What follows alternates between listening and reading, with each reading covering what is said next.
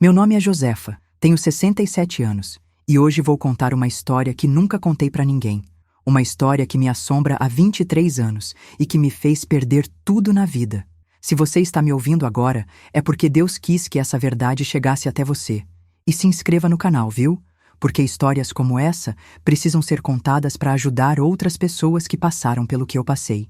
A história que vou contar aconteceu numa cidade pequena do interior da Paraíba, onde todo mundo se conhece, e os segredos não duram muito tempo escondidos. Eu era mãe solteira de uma menina chamada Solange, que na época tinha 19 anos. Uma moça bonita, de cabelo cacheado e olhos verdes que brilhavam quando ela sorria. Mas por trás daquele sorriso havia uma maldade que eu demorei anos para entender completamente. Tudo começou quando Solange descobriu que eu tinha um dinheiro guardado. Não era muito, apenas R$ 3.000 que eu juntei durante anos trabalhando como costureira, fazendo vestidos de noiva e roupas para festa. Era meu sonho realizar uma cirurgia no coração que eu precisava há muito tempo. Os médicos diziam que era urgente, que meu coração estava fraco demais, mas eu não tinha condições de pagar um plano de saúde particular, e o SUS tinha uma fila de espera de 2 anos. Solange sabia disso. Ela sabia que aquele dinheiro era literalmente minha vida. Mas mesmo assim, numa terça-feira de manhã, quando acordei, o dinheiro havia sumido. Procurei em todos os cantos da casa, revirei cada gaveta, cada esconderijo, mas nada. Foi quando vi Solange arrumando uma mala no quarto dela. "Mãe, vou embora daqui. Vou para Recife tentar a vida", ela disse, sem nem olhar para mim.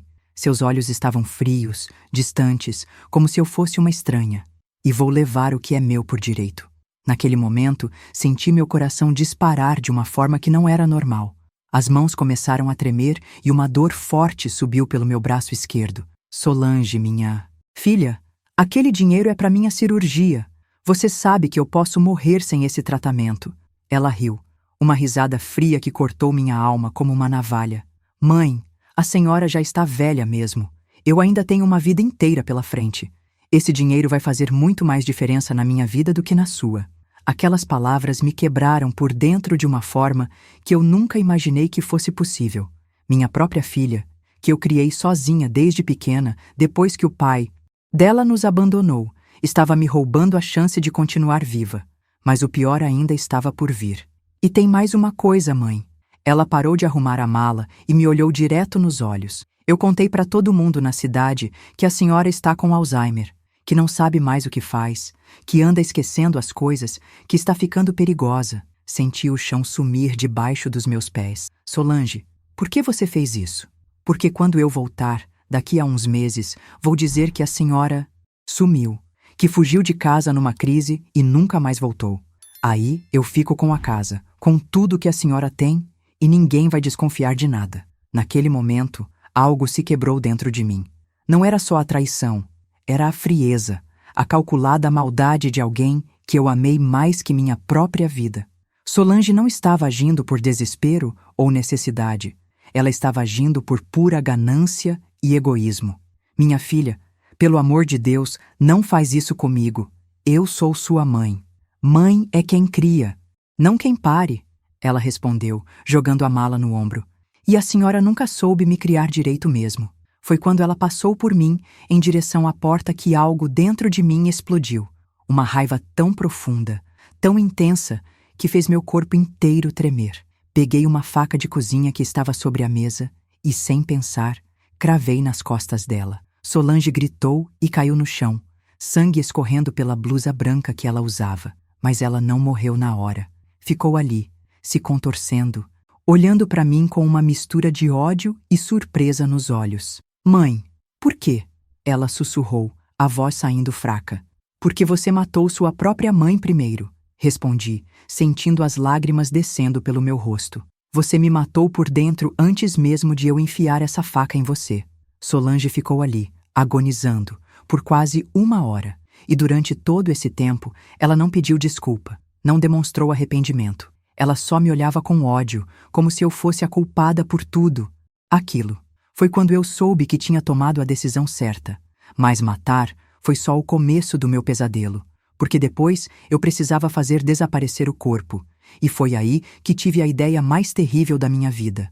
Lembrei que meu avô sempre dizia que fogo purifica tudo, que é a forma mais completa de fazer algo desaparecer da face da terra. Arrastei o corpo da Solange até o quintal dos fundos, onde eu tinha um barril que usava para queimar lixo. Despejei gasolina em cima dela e acendi o fósforo. O que eu não esperava é que ela ainda tivesse um fio de vida. Quando as chamas tocaram a pele dela, Solange abriu os olhos e começou a gritar.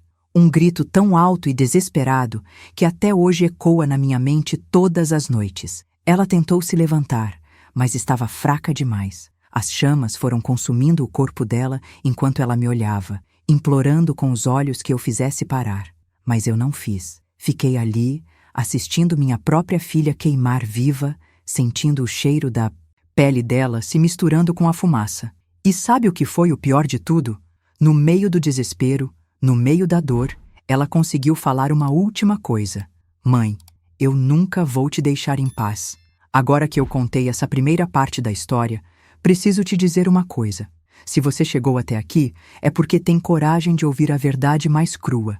E se você quer saber o que aconteceu depois, se inscreva no canal, porque essa história está só começando. O que veio depois foi muito pior do que tudo que eu acabei de contar. Conseguir seguir minha vida, fingindo que Solange tinha mesmo fugido para Recife. Mas eu estava muito enganada. As primeiras semanas foram até tranquilas. Os vizinhos perguntavam pela Solange e eu dizia que ela tinha ido embora mesmo, que estava procurando emprego na capital.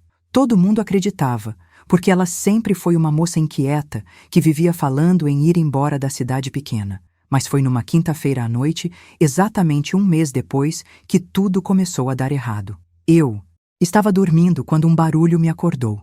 Era como se alguém estivesse arranhando a parede de fora da casa.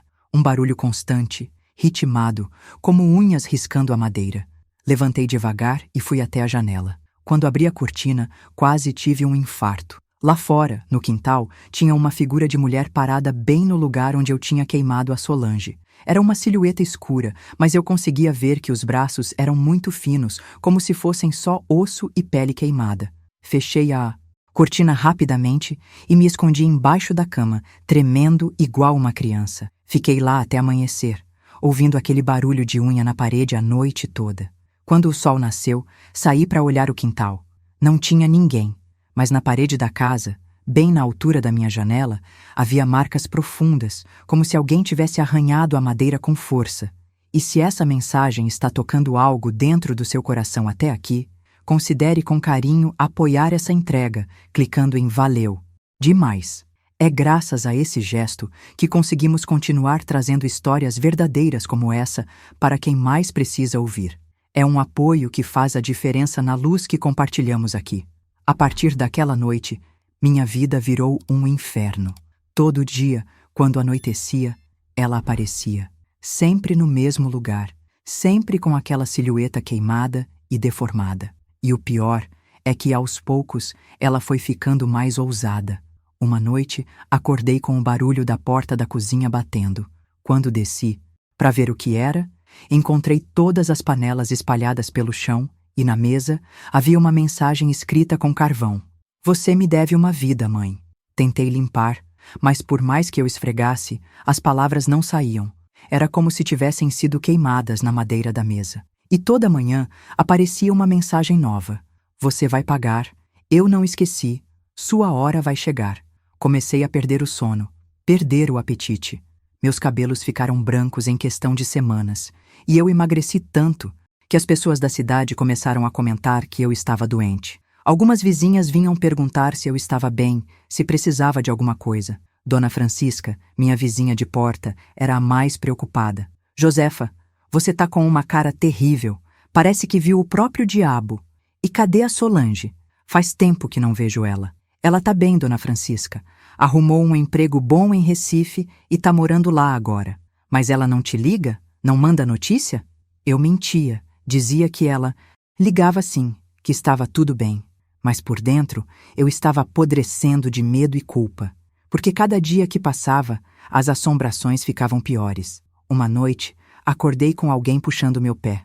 Quando abri os olhos, vi uma mão carbonizada segurando meu tornozelo. A pele estava toda queimada, com pedaços de carne exposta, e o cheiro era insuportável. Gritei e chutei, mas a mão não largava.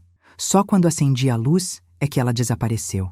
Procurei o padre da cidade, Padre Miguel, um homem santo que conhecia minha família há anos. Contei para ele que estava sendo assombrada, mas não disse por quê. Disse que algum espírito ruim tinha se instalado na minha casa. Minha filha, espíritos só ficam presos na terra quando têm alguma pendência. Você fez alguma coisa que pode ter magoado alguém que já morreu? Não consegui mentir pro padre. Desabei e contei tudo. Contei como a Solange me roubou, como ela queria me ver morta, como eu perdi a cabeça e fiz aquela monstruosidade. Padre Miguel ficou em silêncio por muito tempo depois que terminei de falar. Josefa, o que você fez foi terrível. Matar a própria filha é um pecado que marca a alma para sempre. Mas queimar ela viva, isso é algo que nem Deus pode perdoar facilmente. Padre, me ajude. Eu não aguento mais. Ela não me deixa dormir, não me deixa viver. Todo dia é uma tortura. Padre Miguel me deu 1/3 abençoado e disse para eu rezar 3 Ave-Marias toda vez que ela aparecesse. Mas no fundo dos olhos dele, eu vi que ele sabia que não ia adiantar nada. Alguns pecados são grandes demais para serem perdoados nesta vida, e ele estava certo. As orações não adiantaram nada. Na verdade, depois que comecei a rezar, as assombrações ficaram ainda piores. Era como se a Solange ficasse com raiva toda vez que eu tentava me proteger com a fé. Uma madrugada, acordei com o cheiro de queimado. Pensei que a casa estava pegando fogo e corri para a cozinha, mas não havia fogo nenhum. O cheiro vinha do meu próprio quarto. Quando voltei lá, vi pegadas queimadas no chão de madeira, indo da porta até a minha cama. E na parede, escrito com algo que parecia sangue misturado com cinza, havia uma mensagem que me gelou até os ossos. Amanhã à meia-noite você vem comigo. Foi quando soube que meu tempo estava acabando. A Solange não queria só me assombrar. Ela queria me levar junto dela para o inferno onde estava queimando eternamente. E o pior é que no fundo do meu coração eu sabia que merecia. Respiração. Foi aí que ouvi os passos. Não vinham de fora da casa. Vinham de dentro, do meu próprio quarto. Passos lentos, arrastados, como se alguém estivesse com dificuldade para andar. Quando o ponteiro do relógio bateu na meia-noite em ponto, os passos pararam bem atrás de mim. Senti uma respiração quente no meu pescoço e um cheiro horrível de carne queimada tomou conta da sala. Mas eu não tive coragem de me virar. Fiquei ali, paralisada de medo, rezando baixinho. Mãe, a voz da Solange sussurrou no meu ouvido. Era a voz dela, mas diferente, como se fosse filtrada através de fumaça e fogo. Chegou nossa hora. Foi quando senti 2 mãos queimadas se apoiarem nos meus ombros. As unhas, longas e carbonizadas, afundaram na minha pele através da roupa. A dor era insuportável, como se alguém estivesse colocando ferro quente na minha carne. Solange, me perdoa, minha filha. Eu não queria ter feito aquilo. Tarde demais, mãe. Agora você vai sentir o que eu senti. Vai queimar igual eu queimei. Quando finalmente tive coragem de me virar, quase desmaiei. A Solange estava ali, mas não era mais a minha filha bonita de olhos verdes. Era uma criatura horrenda, com a pele toda carbonizada, pedaços de carne derretida pendurando do rosto, e os olhos eram 2 buracos vazios que brilhavam com uma luz vermelha. Levanta e vem comigo, ela ordenou, esticando uma mão que era só osso e carne queimada. Naquele momento, algo dentro de mim se rebelou. Talvez fosse instinto de sobrevivência, talvez fosse a última fagulha de coragem que me restava. Levantei da cadeira e corri em direção à porta da frente, mas ela chegou lá antes de mim, materializando-se na minha frente como fumaça que vira sólida. Não tem para onde correr, mãe. Eu te marquei. Onde você for, eu vou estar. Corri para a cozinha e peguei a maior faca que tinha. Não sei se pensei que ia conseguir ferir um espírito, mas era o único instinto que meu cérebro conseguia processar.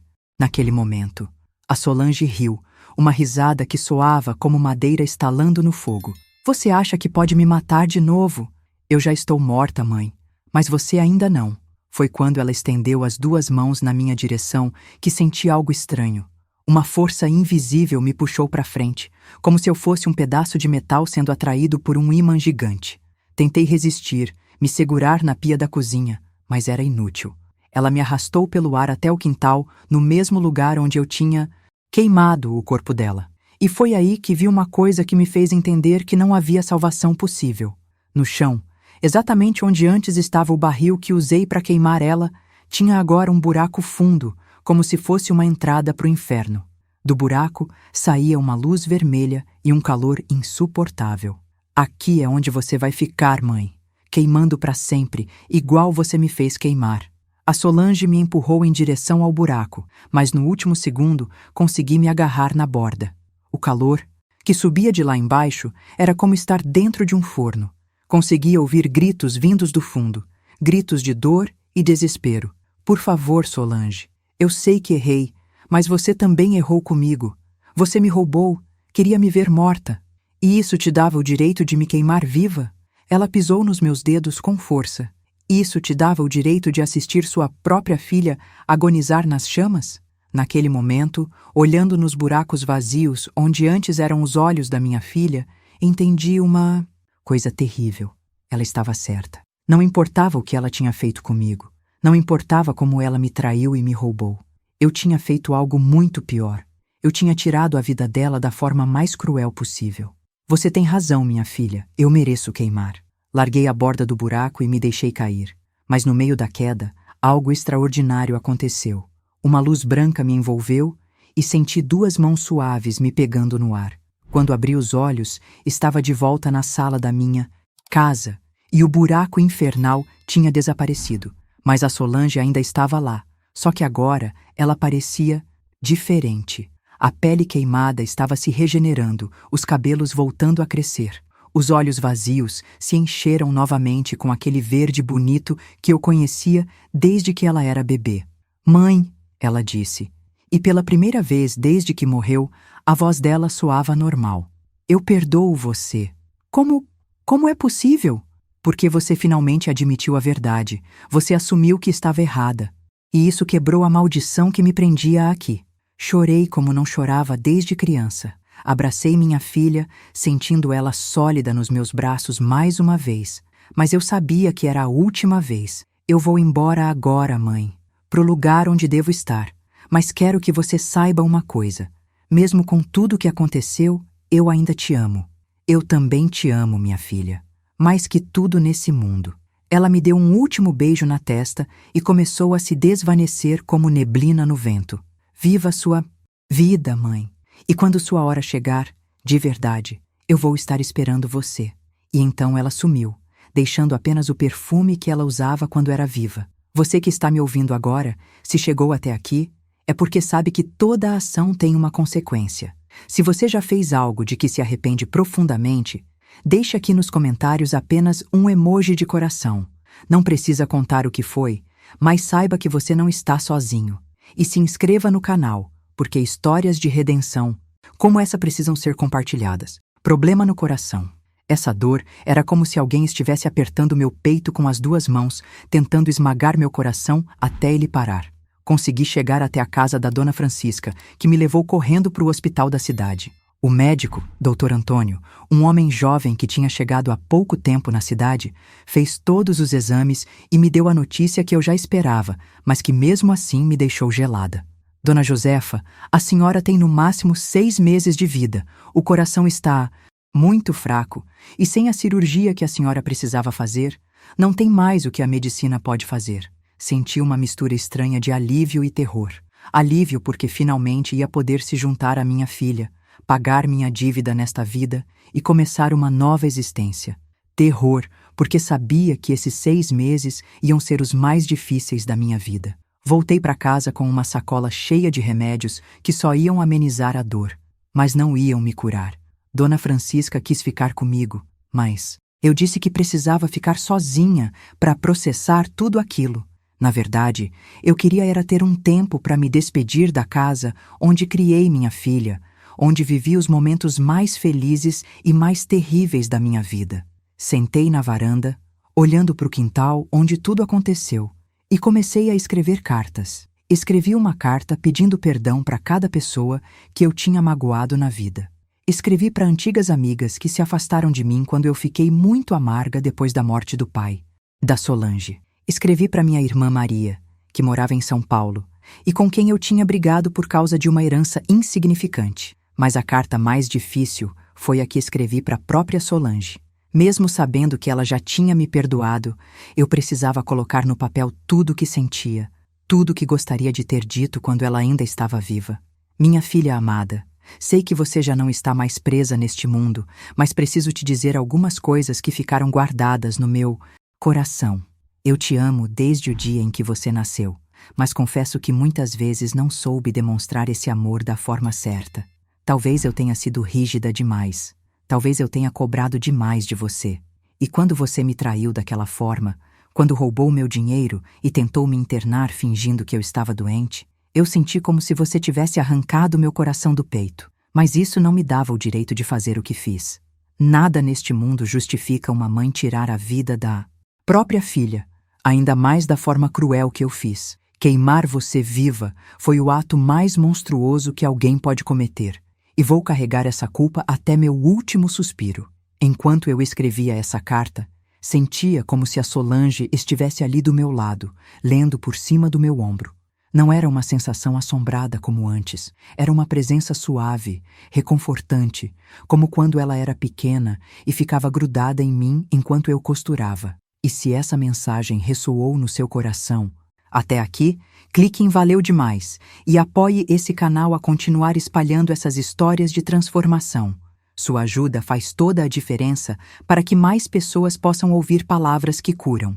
As semanas foram passando e minha saúde foi piorando rapidamente. Alguns dias eu nem conseguia sair da cama. Dona Francisca vinha todo dia trazer comida e ver como eu estava, mas eu sabia que era só questão de tempo até meu corpo desistir completamente. Foi numa terça-feira à tarde, quando eu estava deitada lendo a Bíblia, que aconteceu algo que mudou completamente minha perspectiva sobre a morte. Senti uma presença diferente no quarto. Não era a Solange. Era alguém que eu nunca tinha visto, mas que de alguma forma reconheci instantaneamente. Era uma mulher de uns 40 anos, com cabelos grisalhos e olhos bondosos. Ela usava um vestido simples, azul claro, e tinha um sorriso que irradiava uma paz que eu nunca tinha sentido na vida. Josefa, ela disse, se sentando na cadeira ao lado da minha cama. Eu sou Marina. Marina? Não conheço nenhuma Marina. Você não me conhece, mas eu conheço você. Eu vim aqui porque sua filha me pediu. Senti meu coração acelerar. A Solange mandou você? Ela está preocupada com você. Diz que você está se castigando demais, que não consegue aceitar o perdão que ela te deu. Marina me contou uma história que me deixou sem fala. Ela tinha sido assassinada pelo próprio marido há 15 anos, numa cidade vizinha. Foi morta a facadas na frente dos 2 filhos pequenos por ciúme doentio. Mas em vez de ficar presa na terra, assombrando o assassino, ela escolheu perdoar e seguir em frente. O perdão, Josefa, não é para quem fez o mal. É para quem sofreu o mal. Quando a gente perdoa, a gente se liberta da prisão do ódio e da vingança. Mas como você conseguiu perdoar alguém que te matou na frente dos seus filhos? Porque entendi que carregar ódio não ia me trazer de volta à vida, nem ia fazer meus filhos se sentirem melhor. O perdão me deu uma paz que a vingança nunca poderia dar. Marina me explicou que existia uma espécie de rede de apoio no mundo espiritual, onde almas que passaram por traumas similares ajudavam umas às outras a encontrar a paz. A Solange tinha se juntado a esse grupo e pedido para Marina vir conversar comigo. Sua filha quer que você saiba que o tempo que vocês têm juntas agora, antes de você partir, deve ser usado para curar, não para se punir. Como assim? Ela vai voltar? Ela nunca saiu, Josefa. Desde que vocês se reconciliaram, ela tem estado sempre por perto, cuidando de você, protegendo você. Mas você tem estado tão focada na culpa que não consegue sentir a presença dela. Marina me ensinou algumas orações especiais, rezas que iam me ajudar a abrir meu coração para a presença da minha filha. Me disse que quando minha hora chegasse, a Solange ia estar lá para me guiar para onde eu deveria ir. Depois que Marina partiu, comecei a fazer as orações que ela me ensinou. E foi incrível como, aos poucos, comecei a sentir a Solange por perto. Não via ela, mas sentia. Era como uma mão suave na minha testa quando a dor ficava muito forte. Uma brisa suave no quarto nos dias mais quentes. uma sensação de proteção que me ajudava a dormir melhor. Meus últimos meses de vida se transformaram nos mais especiais que já vivi. Mesmo estando doente, mesmo sabendo que ia morrer, me sentia mais em paz do que em qualquer outra época da minha vida. Paz, era verdade. Pela primeira vez em anos, eu conseguia dormir sem pesadelos, conseguia comer sem sentir o gosto de cinzas na boca, conseguia olhar para o quintal sem sentir aquele frio na barriga que me acompanhava desde que queimei a Solange. Uma manhã, enquanto eu regava as plantas que havia plantado no lugar exato onde antes estava o barril das chamas, senti uma presença mais forte que o normal. Não era só a sensação suave que eu tinha se acostumado a sentir. Era como se alguém estivesse realmente ali, ao meu lado. Mãe! A voz da Solange soou clara, como se ela estivesse viva. Não era mais aquela voz distorcida e assombrada de quando ela voltou para me assombrar. Era a voz dela de sempre, doce e carinhosa. Me virei e lá estava ela. Não queimada, não deformada, mas como era antes de tudo acontecer. O cabelo cacheado balançando no vento, os olhos verdes brilhando, um sorriso sincero no rosto. Ela usava um vestido branco simples e havia uma luz suave ao redor. Dela. Solange, você está realmente aqui? Estou sim, mãe. Vim te fazer companhia nesses últimos tempos. Corri para abraçar ela e dessa vez pude sentir seu corpo sólido contra o meu. Era como se ela nunca tivesse partido. Choramos juntas ali no quintal, mas eram lágrimas de alegria, de alívio, de um amor que finalmente podia ser expressado sem culpa ou mágoa. Minha filha, eu sinto tanto, mas tanto. Mãe, para. Já conversamos sobre isso. Agora é hora de aproveitar o tempo que ainda temos juntas. E foi isso que fizemos. Durante as semanas seguintes, a Solange ficou comigo todos os dias. Cozinhávamos juntas, conversávamos sobre tudo que não tivemos tempo de conversar quando ela estava viva, assistíamos ao pôr do sol sentadas na varanda. Ela me contou como era o lugar onde estava agora. É lindo, mãe. É como se fosse um lugar onde todos os nossos sonhos mais bonitos se tornam realidade. Tem uma casa lá que é igualzinha à nossa aqui, só que maior e mais bonita. E tem um jardim enorme, cheio de flores que nunca morrem. E você está feliz lá? Muito feliz. Mas sabe o que me deixa mais feliz ainda? Saber que quando você chegar, vamos poder viver juntas de novo, do jeito que sempre deveria ter sido. Dona Francisca continuava vindo me visitar, mas agora ela trazia uma expressão confusa no rosto. Josefa, esses últimos dias você anda falando sozinha. Tá tudo bem? Eu sorria e dizia que estava conversando com as plantas, mas por dentro ficava triste porque sabia que ela não conseguia ver a Solange. Aparentemente, só eu tinha esse privilégio. Um dia, a Solange me fez uma pergunta que mexeu comigo. Mãe, você tem medo de morrer? Pensei antes de responder. Tenho medo da dor, minha filha. Medo de sofrer na hora de partir. Mas medo da morte em si, não tenho mais. Quer que eu te conte um segredo? A morte não é nada do que as pessoas imaginam. É como adormecer e acordar num lugar muito melhor. E eu vou estar lá para te receber. Naquela mesma noite, senti que minha hora estava se aproximando. A dor no peito ficou mais intensa e minha respiração começou a ficar curta. Mas em vez de pânico, senti uma calma estranha me envolvendo. A Solange se sentou na beirada da minha cama e segurou minha mão. Tá chegando a hora, mãe. Eu sei, minha filha. E eu não tenho mais medo. Você quer chamar alguém? Dona Francisca? O Padre Miguel? Balancei a cabeça. Não. Quero que seja só nós duas. Como sempre, deveria ter sido. Passamos a madrugada inteira conversando. Ela me contou histórias do lugar onde estava, me disse nomes de parentes nossos que tinham morrido e que estavam lá esperando também. Falou do meu pai, que morreu quando eu era criança, e da minha mãe, que partiu quando a Solange tinha apenas 5 anos. Eles sabem de tudo o que aconteceu, mãe. E eles te perdoaram também.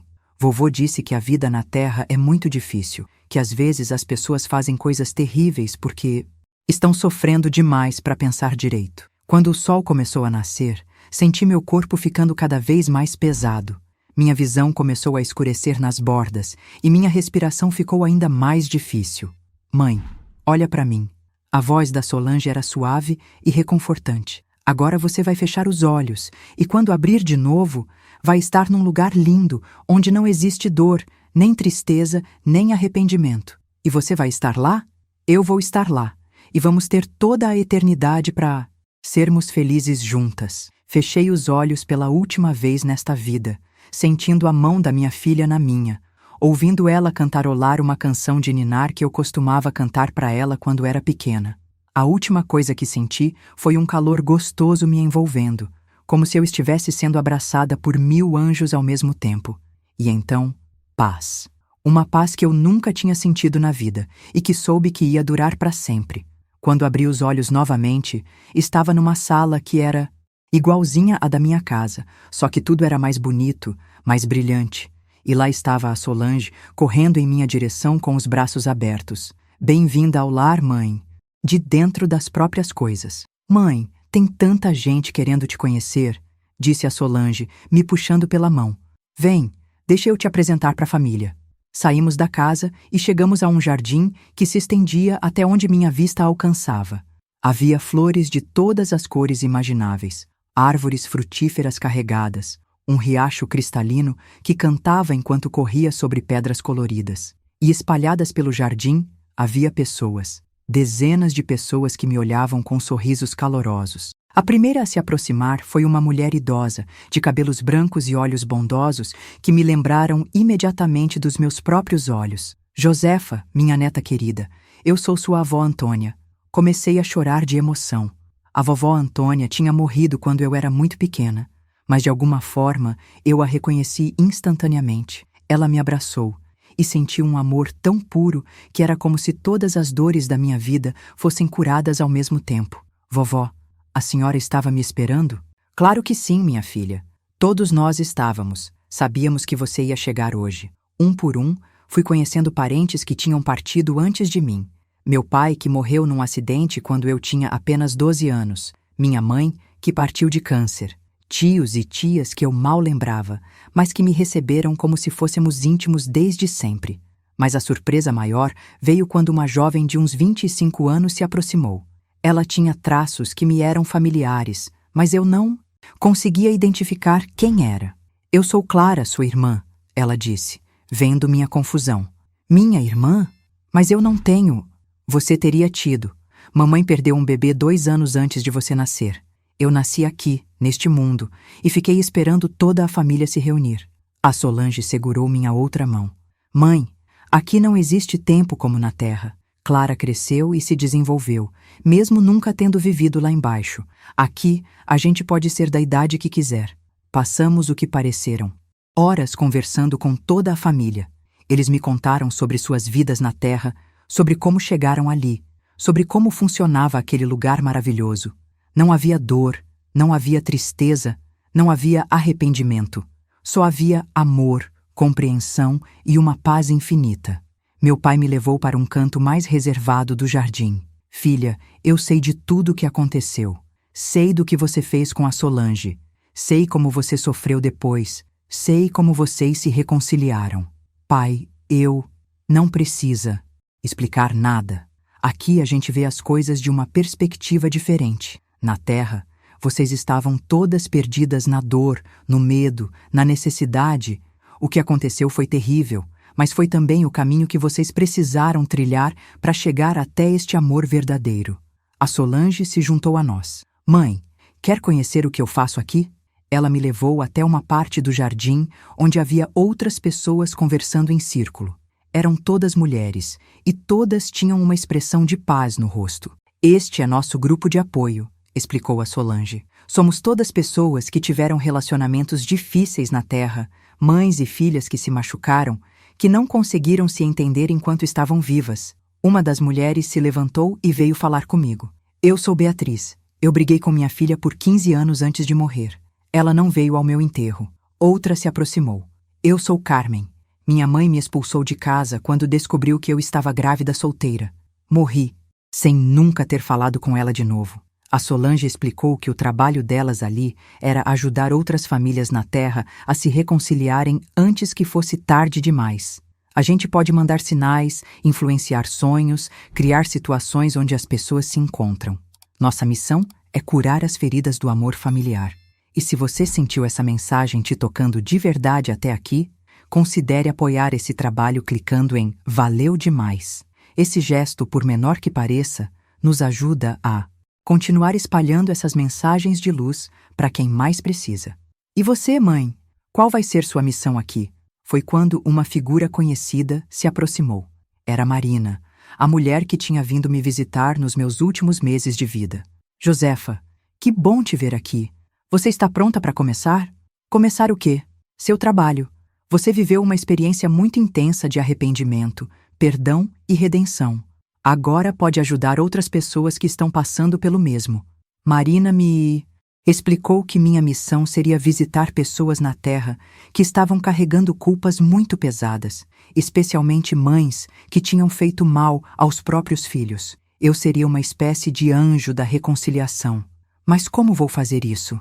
Da mesma forma que eu fiz com você, aparecendo em momentos cruciais, conversando, mostrando que existe perdão e que existe esperança. A primeira pessoa que fui designada para ajudar era uma mulher chamada Rita, que morava numa cidade do interior de Minas Gerais. Ela tinha abandonado o filho recém-nascido na porta de uma igreja 20 anos atrás e agora estava morrendo de câncer, consumida pela culpa. Quando cheguei até ela, usando a mesma forma que Marina usou comigo, Rita estava deitada numa cama de hospital, chorando sozinha. Rita, eu disse, me sentando na cadeira ao lado da cama. Meu nome é Josefa, e eu vim aqui porque entendo sua dor. Ela me olhou com surpresa. Quem é você? Como entrou aqui? Eu sou alguém que também machucou um filho. Alguém que carregou uma culpa que quase me destruiu. Mas aprendi que existe perdão para tudo. Até para os pecados que parecem imperdoáveis. Passei a noite toda conversando com Rita, contando minha história, mostrando para ela que o amor de uma mãe é mais forte que qualquer erro. Quando ela morreu, 3 dias depois, foi em paz, sabendo que o filho que ela abandonou a tinha perdoado em seus sonhos. Nos anos seguintes, se é que posso chamar de anos, porque o tempo aqui funciona diferente. Ajudei dezenas de pessoas, mães que bateram em filhos, pais que abandonaram famílias, filhos que desrespeitaram pais idosos. Cada história era única, mas todas tinham algo em comum, a necessidade desesperada de perdão. E a cada pessoa que eu ajudava, sentia que minha própria alma se curava um pouco mais. A culpa que eu carregava ia se transformando em compaixão, a dor ia se transformando em sabedoria. Marina me chamou para uma conversa especial. Estávamos sentadas num jardim que ficava no alto de uma colina, de onde podíamos ver todo o nosso mundo espiritual se estendendo infinitamente. Josefa, você está pronta para a sua missão mais difícil? O que você quer dizer? Tem uma pessoa na Terra que precisa muito da sua ajuda, mas vai ser diferente de todos os outros casos. Desta vez, você vai ter que voltar para sua cidade natal. Senti um aperto no peito. Mesmo estando num lugar de paz absoluta, a ideia de voltar para onde tudo aconteceu me deixava nervosa. Quem é a pessoa? É Dona Francisca. Minha antiga vizinha e amiga havia desenvolvido uma depressão profunda depois da minha morte. Ela se culpava por não ter percebido os sinais, por não ter insistido mais em cuidar de mim nos meus últimos dias. Estava convencida de que tinha falhado como amiga e como cristã. Mas Dona Francisca não fez nada de errado, protestei. Exato. Mas às vezes, as pessoas que menos merecem são as que mais se punem. Ela precisa entender que você partiu em paz, que ela foi uma bênção na sua vida. Quando cheguei à casa da Dona Francisca, a encontrei num estado que me partiu o coração. Ela estava bem mais magra, com os cabelos grisalhos mal penteados e os olhos vermelhos de tanto chorar. Estava sentada na varanda, segurando uma foto minha que ela tinha guardado. Francisca, eu disse, me materializando ao lado dela. Ela se assustou e quase derrubou a foto. Josefa? Mas como? Você não está... Estou morta sim, minha amiga. Mas vim aqui porque preciso te dizer umas coisas importantes. Ela começou a chorar compulsivamente. Josefa, me perdoa. Eu devia ter cuidado melhor de você. Devia ter ficado mais tempo na sua casa. Devia ter chamado o médico antes. Para com isso, Francisca. Você foi a melhor amiga que alguém poderia ter. Nos meus últimos meses, você foi minha única companhia humana. Mas eu podia ter feito mais. Não, você não podia. E sabe por quê? porque aquela era a minha jornada. Eu precisava passar por tudo aquilo para aprender o que vim aprender nesta vida. Contei para ela sobre minha reconciliação com a Solange, sobre como morri em paz, sobre como agora estávamos juntas num lugar lindo. Dona Francisca ouvia tudo com os olhos arregalados, como se estivesse assistindo a um milagre. Francisca, você tem filhos e netos que te amam. Tem uma vida inteira pela frente. Não desperdice essa vida se culpando por algo que não foi culpa sua. Mas eu sinto tanta falta sua, Josefa. E eu sinto falta sua também. Mas quando sua hora chegar, de verdade, eu vou estar lá para te receber. E aí vamos poder conversar sobre tudo, tomar café juntas, igual fazíamos aqui. Antes de partir, fiz uma última coisa por ela. Toquei sua testa com a mão e transferi para ela um pouco da paz que eu carregava. Vi seus ombros relaxarem, suas lágrimas secarem e um sorriso pequeno, mas sincero, aparecer no rosto dela. Agora, minha amiga, vai viver, vai ser feliz, e toda vez que sentir saudade, olhe para o céu e saiba que eu estou bem. Quando voltei para o mundo espiritual, a Solange estava me esperando com um sorriso orgulhoso. Como foi, mãe? Foi libertador, minha filha. Não só para ela, mas para mim também. Era verdade. Depois de ajudar Dona Francisca, senti que o último pedaço de culpa que ainda carregava havia se dissolvido completamente. Eu estava finalmente livre. Marina apareceu ao nosso lado. Josefa, você está pronta para o último nível da sua missão? Existe um último nível? Existe. Agora você vai começar a trabalhar com casos mais complexos. Pessoas que cometeram crimes terríveis, que estão presas em ciclos de ódio e vingança, que precisam de muito mais do que uma conversa para se curarem. Meu primeiro caso, nesse novo nível, foi um homem chamado Alberto, de 45 anos, que tinha matado a esposa e os 2 filhos pequenos num acesso de raiva. Ele estava numa prisão perpétua, completamente consumido pelo arrependimento e pela loucura. Quando cheguei até ele, Alberto estava no chão da cela, batendo a cabeça na parede e gritando os nomes dos filhos.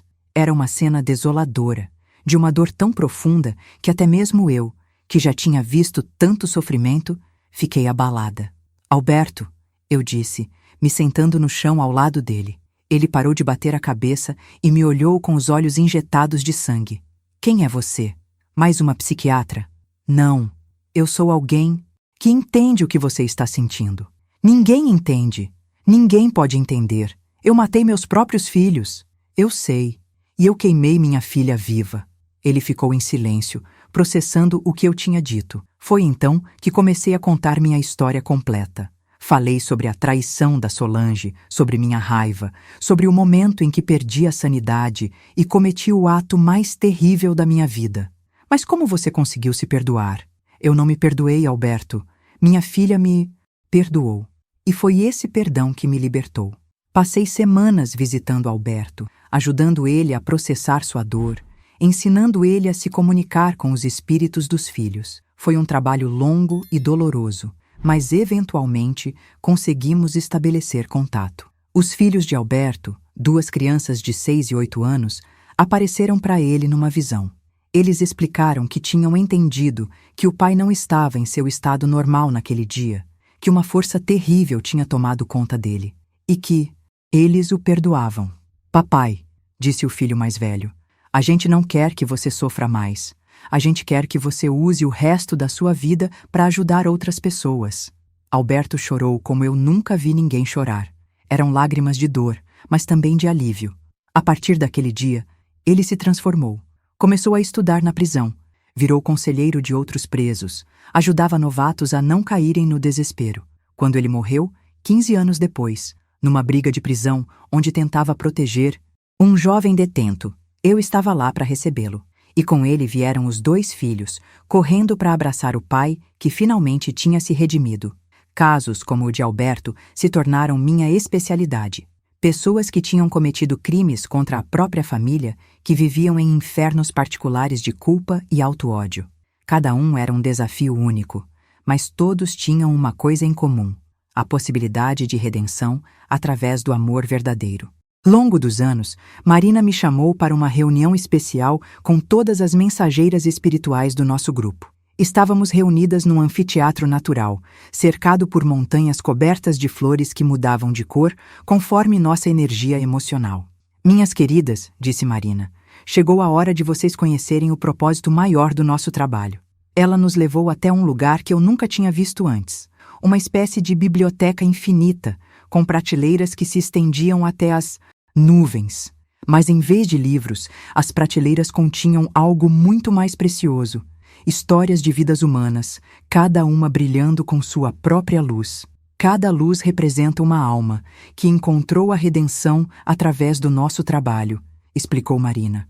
E vocês, minhas filhas, foram responsáveis por acender milhares dessas luzes. Olhei para as prateleiras com lágrimas nos olhos. Cada ponto de luz representava uma pessoa que tinha conseguido se perdoar, que tinha encontrado paz, que tinha se reconciliado com sua família. Era um trabalho que valia mais que qualquer tesouro terreno. A Solange se aproximou de mim. Mãe, tem algo que preciso te contar. O que é, minha filha? Você não foi escolhida para ser mensageira por acaso.